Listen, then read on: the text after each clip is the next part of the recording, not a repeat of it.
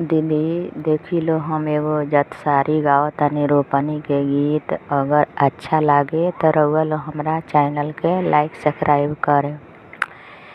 ए राम रगरी रगरी गौआ पिसलत पिया के जहुरिया ए राम। ए राम आजू के जहुरिया बिखिया भइले त पिया मोरा भी देशे गइले राम। ए राम सासु ननद बिरही बोलली त के कर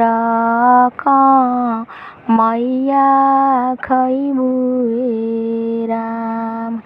ए राम ससुर जी के जामल लहुरा देवर बाड़े उनके मैया खैबे राम। ए राम से देवर दिया ले जब बियात हमारो बियहुआ बाड़ी राम। ए राम काका तारली हललू गरियात बिरदा बनावा नैहर रहिया धइल हनी राम। ए राम चलल चलल चली गइल त पापाया गे खाड़ भइल राम। ए पापा बीता भर जगैया मई के दीत विपत्ति गावाइली राम। ए बेटी बीता भर जगैया हमारा नई खेत आमाया गावा चली जाहू राम। हे राम चलल चलल चली गइल आमाया गावा खाड़ भइल राम।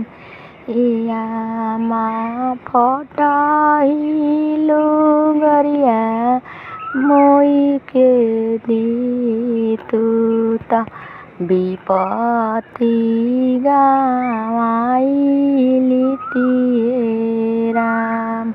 ए बेटी फटहिलु गरिया हमारा नई खेत भाभिया गावा चली जाहू राम।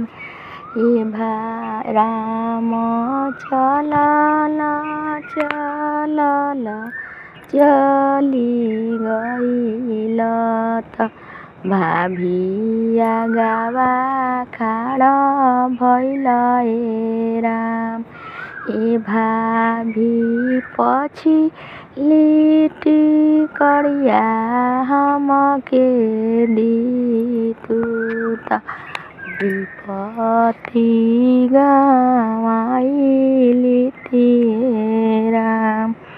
ए भाभी पछि टिकड़िया हमारा नइखे त जौने रहिया आइलू तवने धइलेउ रे राम।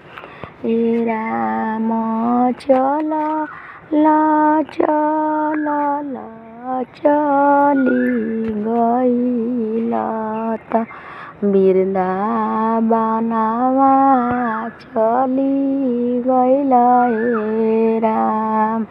ए राम बनवा में से निकलती बन सकती त हमारा के भछी घलती राम।